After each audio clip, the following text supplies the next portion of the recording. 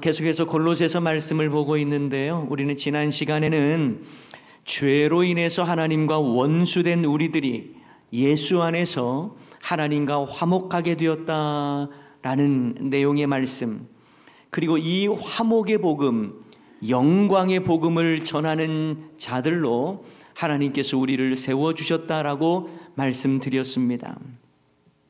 하나님은 구원의 복음을 비밀로 감춰두셨다가 예수님을 통해 그 비밀을 드러내셨는데, 이 복음을 전하라고 하나님께서 우리를 복음의 일꾼 삼으시고 또한 교회의 일꾼으로 삼으셨다라고 말씀을 드렸습니다. 그리고 복음을 전하는 일에 있어서 고난이 있을지라도 주님 주시는 능력으로 힘을 다하여 수고해야 한다라고 말씀드린 내용이 바로 지난 주일에 여러분에게 전했던 하나님의 말씀입니다.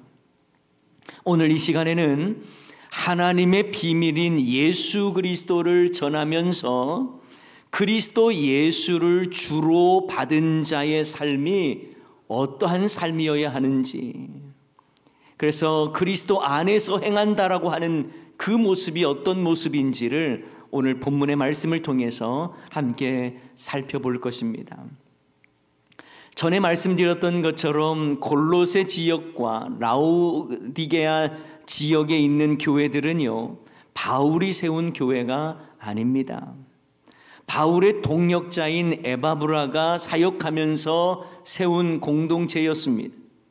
이런 점에서 바울은 골로새서를 쓰면서도 골로새 지역과 라오디게아 지역에 있는 성도들의 얼굴을 잘 모르는 거예요. 그럼에도 불구하고 그들을 위해서 끊임없이 기도하였음을 알 수가 있습니다. 오늘 본문 1절 말씀이 바로 그 내용이죠. 1절 말씀, 내가 너희와 라오디게아에 있는 자들과 무릇 내 육신의 얼굴을 보지 못한 자들을 위하여 얼마나 힘쓰는지를 너희가 알기를 원하노니. 이처럼 바울은요, 감옥에 있었어요. 그리고 이 골로새 지역의 이 성도들의 얼굴을 보지 못했습니다. 하지만 그럼에도 불구하고 그들을 위하여 기도하고 영적인 권면을 하고 있는 것이죠. 그래서 골로새 교회의 일들을 들을 때마다 이건 마치 자기의 일처럼 기뻐하였던 바울의 모습도 볼 수가 있습니다. 그 내용은 본문 5절에 나와 있어요. 이는 내가 육신으로는 떠나 있으나 심령으로는 너희와 함께 있어 너희가 질서 있게 행함과 그리스도를 믿는 너희 믿음이 굳건한 것을 기쁘게 봄이라. 그들은 바울과 안면이 있는 게 아니에요.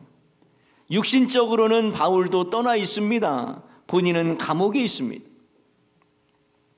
그런데 심령으로는 그들과 함께 하면서 그들이 질서 있게 행하고 있다는 소식을 듣고 믿음이 굳건하다는 소식을 듣고 크게 기뻐하고 있는 이 바울의 모습을 볼 수가 있습니다.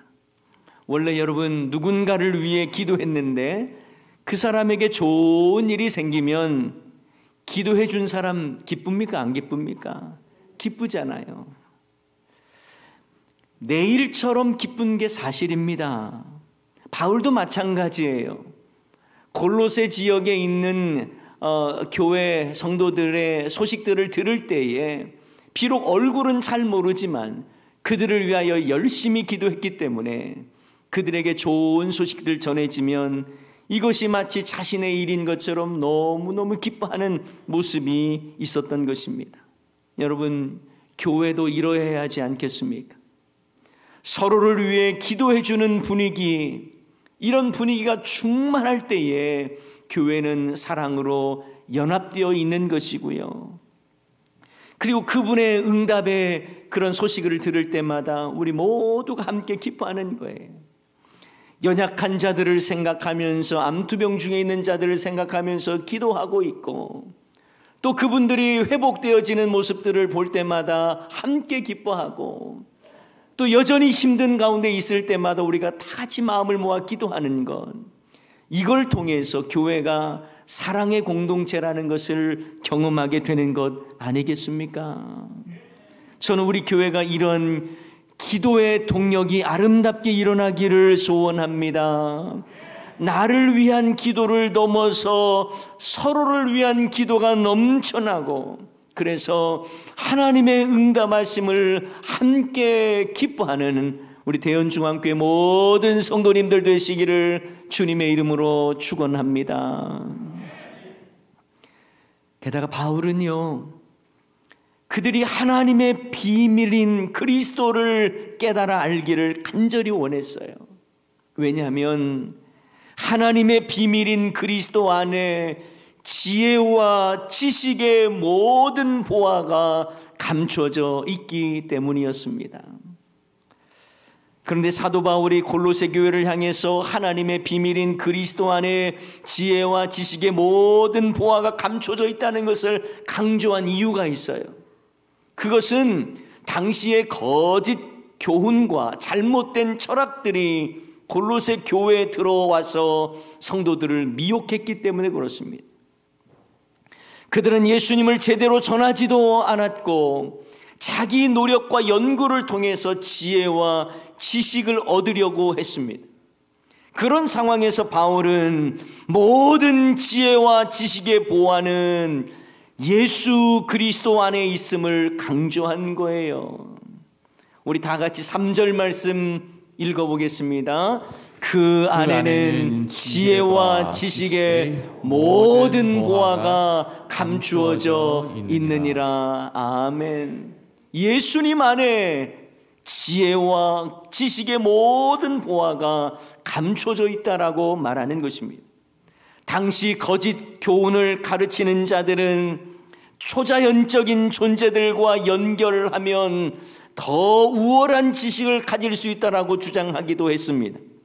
신하와 온갖 세상의 지식으로 충분히 지혜로울 수 있다고 강조했습니다. 이러한 거짓 교훈에 대해 사도 바울은 그리스도 예수를 아는 지식이 가장 고상하다, 가장 위대하다, 모든 지혜와 지식의 보화가 예수 그리스도 안에 있다는 것을 강조한 거예요. 빌립보서 3장 8절 말씀을 보면 또한 모든 것을 해로 여김은 내 주 그리스도 예수를 아는 지식이 어떻다고요? 가장 고상하기 때문이라. 내가 그를 위하여 모든 것을 잃어버리고 배설물로 여김은 그리스도를 얻고. 그리스도 예수를 아는 지식이 가장 고상하다는 말은 가장 탁월하다, 가장 뛰어나다는 말씀입니다. 그래서 이것을 얻기 위해서 자신의 모든 것을 배설물로 여기더라도 오직 그리스도를 얻고자 한다라고 하는 이 사도 바울의 결단과 신앙 고백을 볼 수가 있는 거예요. 여러분, 오늘 본문에서도 그리스도 안에 지혜와 지식의 모든 보화가 감춰져 있다라고 말하지 않습니까? 이것을 강조하는 이유는 골로새 교회가 당시에 거짓 교훈과 잘못된 가르침들이 너무나 많았기 때문에 그렇습니다. 그래서 여기에 속지 말도록 바울이 계속해서 강조하면서 오직 진리이시며 구원의 비밀이신 예수 그리스도 안에 지혜와 지식의 모든 보화가 있음을 다시 한 번 더 강조한 것입니다. 오늘 본문 4절 말씀 한번 읽어볼까요? 4절 말씀입니다.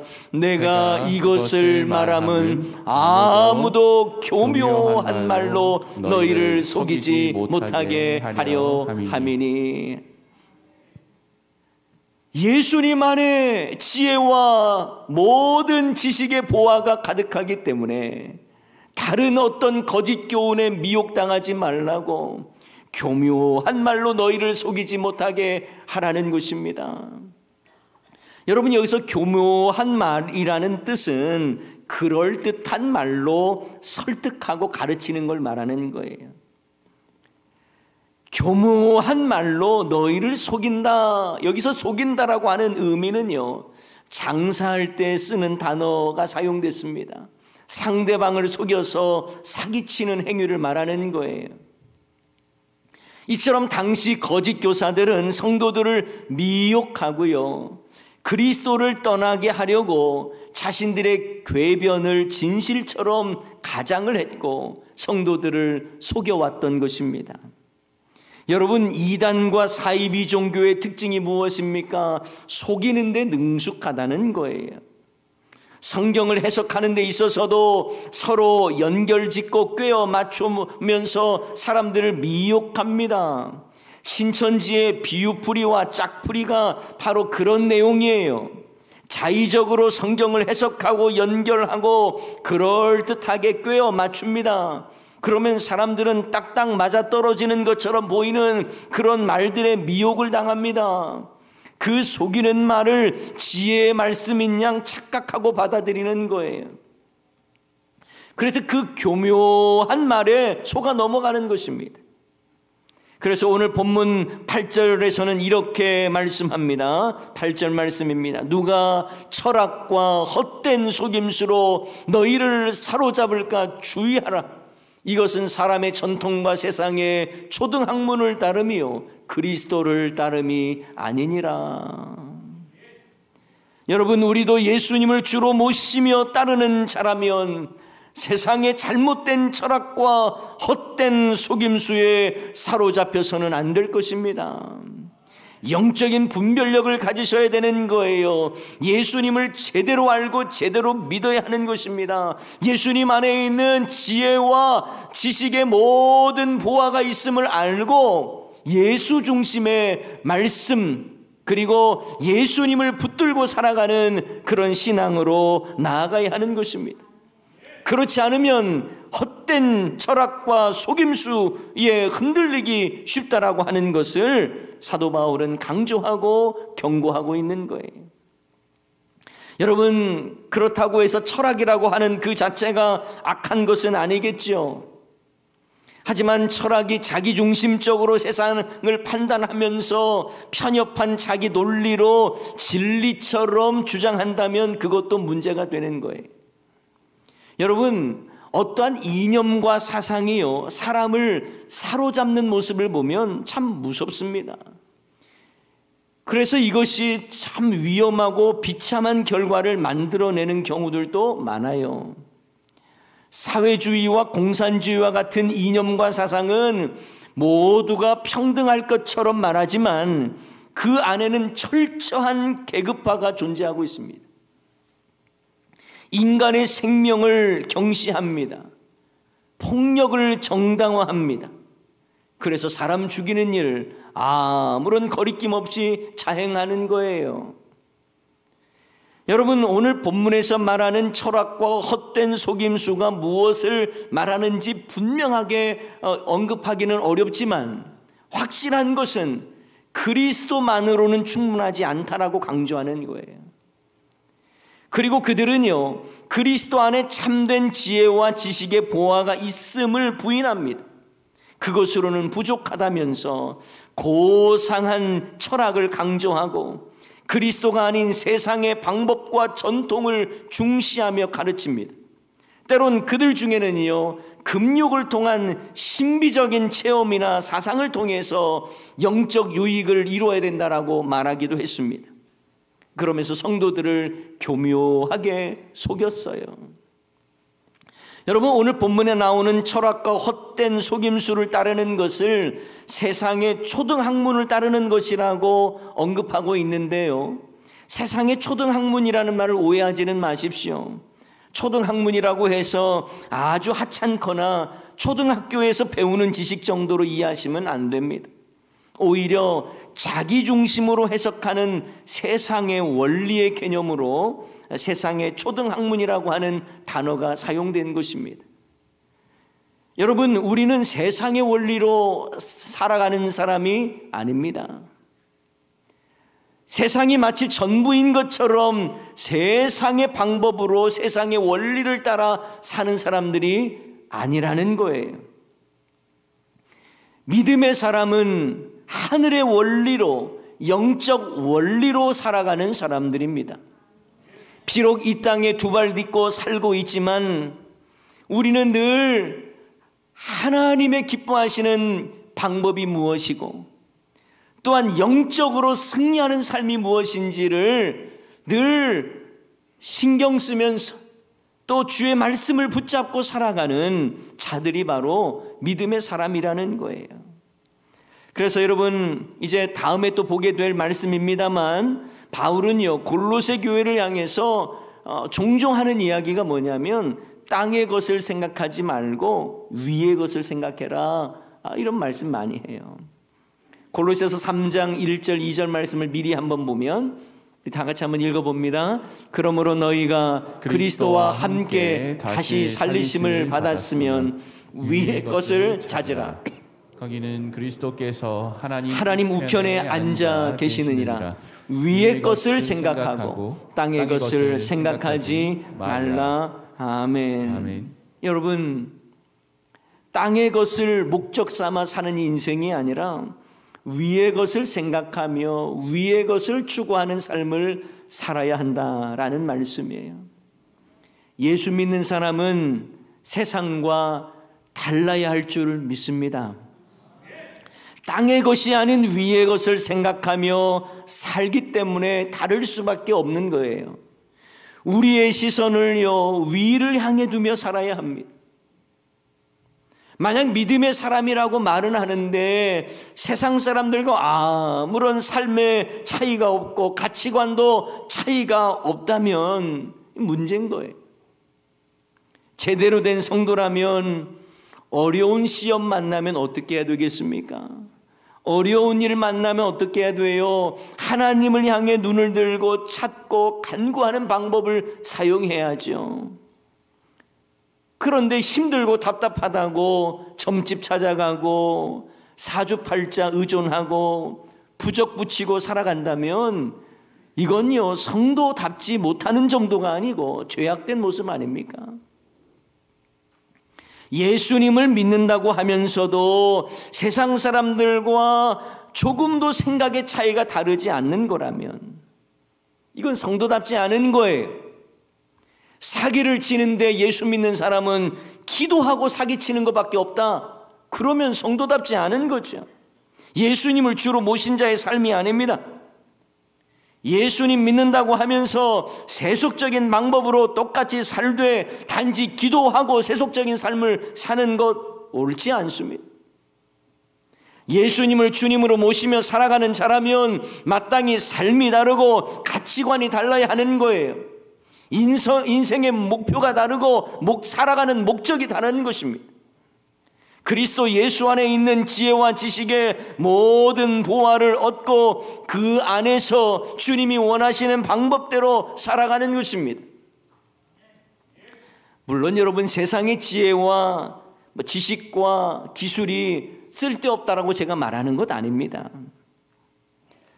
그런데 여러분 분명한 것은 세상의 지혜와 지식으로는 우리의 죄 문제를 해결할 수 없습니다.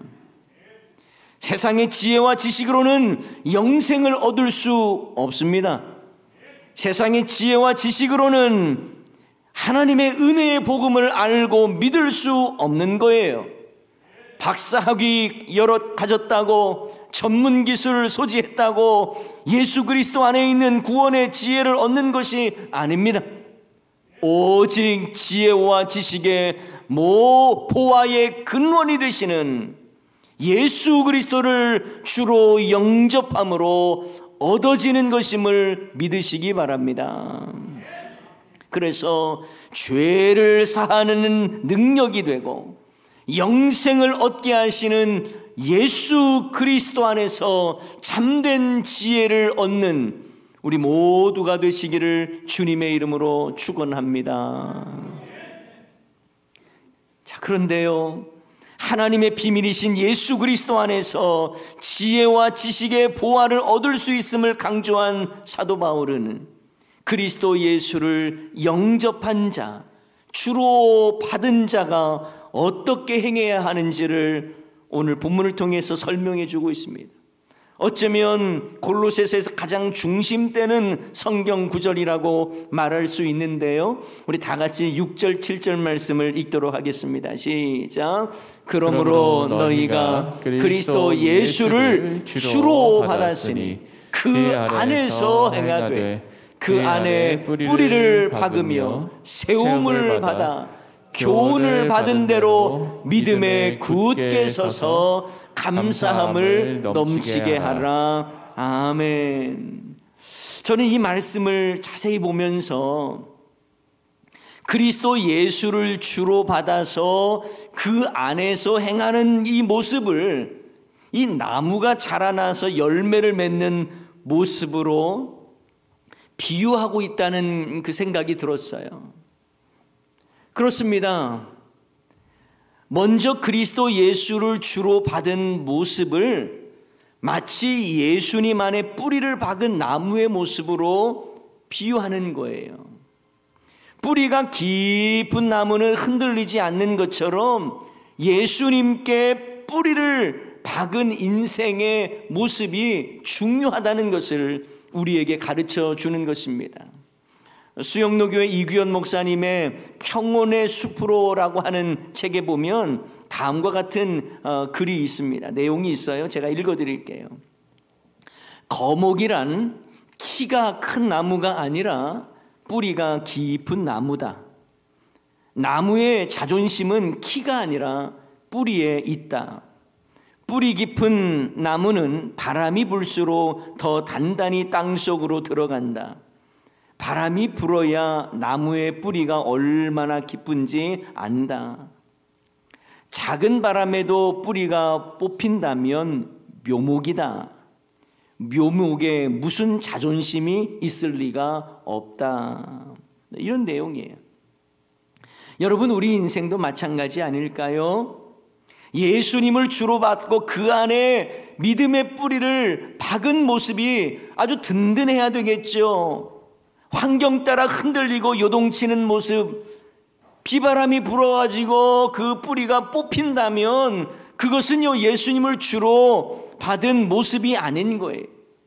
뿌리를 깊게 내려야 건강한 나무가 되는 것처럼 예수 그리스도 안에 믿음의 뿌리를 잘 내려야 우리의 신앙이 흔들리지 않게 되는 것입니다. 이처럼 예수님을 주로 받고 그 안에서 행하는 사람은 그 안에 믿음의 뿌리를 깊게 내려서 요동치지 않는 것이죠. 뿌리가 깊게 내려졌다는 것은 이제는 나무의 줄기가 튼튼하게 자라는 것으로 이어지는 것입니다. 건강한 나무는 뿌리가 깊게 내린 만큼 땅 위에 곧게 자라나는 것이죠. 그래서 오늘 본문 앞에서 읽었습니다만 7절 중반절에 보면 이런 말씀이 있죠. 세움을 입어 교훈을 받은 대로 믿음에 굳게 서서. 저는 이 말씀을 보면서 이 뿌리를 통해서 이게 나무가 쭉 자라나는 모습이 연상이 됐어요. 이런 이미지가 떠올랐어요. 예수를 주로 받아 그 안에서 행하는 자는 예수님 안에 믿음의 뿌리를 쭉 아주 깊게 내리고 그리고 주님의 교훈을 받은 대로 믿음에 굳게 서가는 거예요. 뿌리를 예수님께 두었으니 말씀의 교훈을 제대로 받기만 하면 믿음에 굳게 자라나는 것은 자연스럽게 이루어지는 일인 것입니다. 이처럼 우리의 신앙이 잘 자라나기 위해서는 아래로는 뿌리를 잘 내려야 하고 위로는 나무 줄기가 굳게 서야 하는 것이죠. 근데 오늘 말씀에서는 주의 교훈의 말씀으로 좌로나 우로나 치우치지 않고 흔들리지 않게 굳게 서서 자라난다라고 말씀하고 있는 것입니다. 자, 이제 뿌리 이야기했습니다. 줄기도 이야기했습니다. 자, 이제는 열매를 잘 맺어야 되겠죠. 7절 하반절에 보면 감사함을 넘치게 하라. 저는 이 말씀이 열매로 떠올랐습니다. 건강한 나무가 건강한 열매를 맺는 것처럼 예수를 주로 받은 자는 예수님 안에서 믿음의 뿌리를 내리고 주의 말씀의 교훈을 받아서 세움을 받고 믿음에 굳게 서서 감사의 열매를 넘치도록 맺는 거예요. 이게 바로 예수님을 주로 모신 자의 삶이어야 한다는 것을 우리에게 이미지로 보여주고 있는 것입니다. 여러분, 신앙 성숙의 증거는요, 감사를 통해서 알 수 있습니다. 이런 점에서 우리의 신앙을 판단할 수 있는 이 바로미터가 있다면 그건 바로 감사입니다. 예수님을 주로 받은 자의 삶은 결국 열매를 맺는 삶으로 나아갈 수밖에 없어요. 좋은 나무가 아름다운 열매를 맺듯이 예수님을 주로 받고 믿음의 삶을 사는 사람은요, 감사가 넘쳐나는 이 감사의 열매가 풍성하게 되는 줄을 믿습니다. 자, 이 말씀을 역으로 생각해 보면 감사함이 없는 삶은 믿음에 굳게 선 삶이 아니라는 거예요. 예수님께서도 좋은 나무와 열매의 관계를 이렇게 설명하셨죠. 마태복음 7장 17절 18절 말씀입니다. 이와 같이 좋은 나무마다 무슨 열매를 맺어요? 아름다운 열매를 맺고 못된 나무가 나쁜 열매를 맺나니, 좋은 나무가 나쁜 열매를 맺을 수 없고 못된 나무가 아름다운 열매를 맺을 수 없느니라. 예수님께서 우리에게 그 말씀해 주시는 거예요. 그러면서 너희가 예수님을 주로 모신 자의 삶이 바로 이러해야 한다는 거예요. 아름다운 열매를 맺는 삶을 살아야 한다는 것입니다. 오늘 말씀처럼 감사함을 넘치게 하라. 저는 여러분의 삶에 감사가 넘쳐나기를 소원합니다. 믿음 생활을 오래 했어도 감사는 없고 늘 감사 대신에 불평과 원망이 가득하다면 예수님을 주로 모신 자의 삶이 아니라는 거예요. 여러분, 신앙생활하면서 하나님의 은혜가 무엇인지, 나에게 베풀어 주신 그 놀라운 사랑이 무엇인지에 대해서 감사해 보질 않는다면 여러분, 우리의 신앙은요, 정말 메말라 있는 것입니다. 사람들은 감사할 일이 있어야 감사하죠 라는 말을 많이 해요. 그러나 여러분, 우리가 예수님을 주로 받은 사람은요, 열매는요, 자연스럽게 맺어지는 거예요. 여러분, 강요해서 열매가 맺어지는 거 아닙니다. 좋은 나무면 좋은 열매, 아름다운 열매를 맺는 것처럼 우리가 믿음의 뿌리를 예수님께 두고 또 주의 말씀으로 믿음으로 굳게 자라나면요, 열매는 저절로 감사한 열매를 맺어지는 거예요. 여러분, 에레미야 17장 7절 8절 말씀에 보면 이런 말씀이 있어요. 그러나 무릇 여호와를 의지하며 여호와를 의뢰하는 그 사람은 복을 받을 것이라. 그는 물가에 심어진 나무가 그 뿌리를 강변에 뻗치고 더위가 올지라도 두려워하지 아니하며 그 잎이 청청하며 가무는 해도 걱정이 없고 뭐가 그치지 않아요? 결실이 그치지 아니함 같으리라. 어떤 사람이요? 여호와를 의지하고 여호와를 의뢰하는 사람. 그 사람은 결실이 그치지 않는다는 거예요. 사랑하는 여러분, 오늘 말씀은요, 바울이 골로새 교회를 향해서 하나님의 비밀인 그리스도를 깨달아야 한다. 그 안에 지혜와 지식의 모든 보화가 감추어져 있다. 그러니 철학이나 헛된 속임수 같은 교묘한 말에 속지 말아야 된다. 그리고 예수를 주로 받은 자의 삶은 이러이러해야 된다라고 하는 것을 이미지로 우리에게 보여주는 거예요. 그리스도 예수를 주로 받았으니 그 안에서 믿음의 뿌리를 잘 예수님께 내리라는 거예요. 그리고 말씀의 교훈을 잘 받아서 믿음에 굳게 서고 자라나라는 것입니다. 그리고 감사함으로 열매를 맺으라는 거예요. 이것이 바로 예수 그리스도를 주로 모신 자의 삶인 것입니다. 사랑하는 여러분, 우리 모두 다 그리스도 안에서 믿음의 뿌리를 내리고 그리스도 안에서 잘 자라나서 감사의 열매를 맺어가시기를 소원합니다. 그래서 그리스도 안에서 행하는 이러한 모습이 우리 교회와 여러분의 모든 삶 가운데 충만하시기를 주님의 이름으로 간절히 축원합니다. 오늘 말씀 기억하면서 찬양하겠는데요, 좀 오래전에 나왔던 찬양인데 오늘 골로새서 말씀과 더불어서 찬양하겠습니다. 우리 1절만 2번 반복하도록 할 거예요. 너희가 예수를 주로 받았으니, 너희가 예수를 주로 받았으니 그 안에서 행하되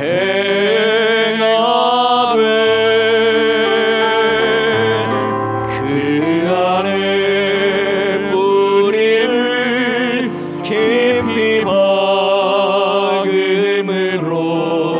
세운 입으로 주께서 주신 교훈대로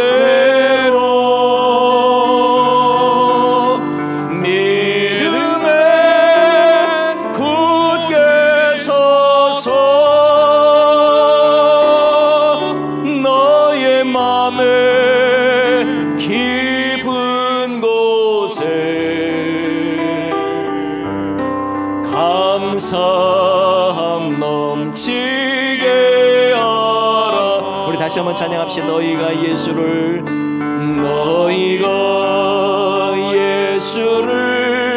주로 받았으니 그 안에서 행하되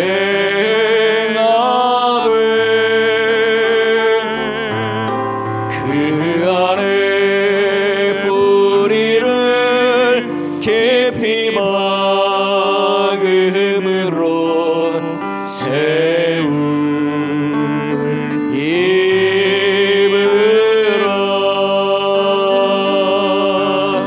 주께서 주신 교훈대로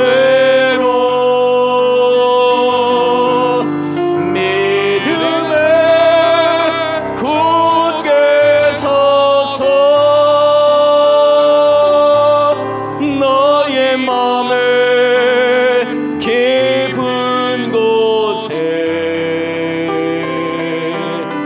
감사함 넘치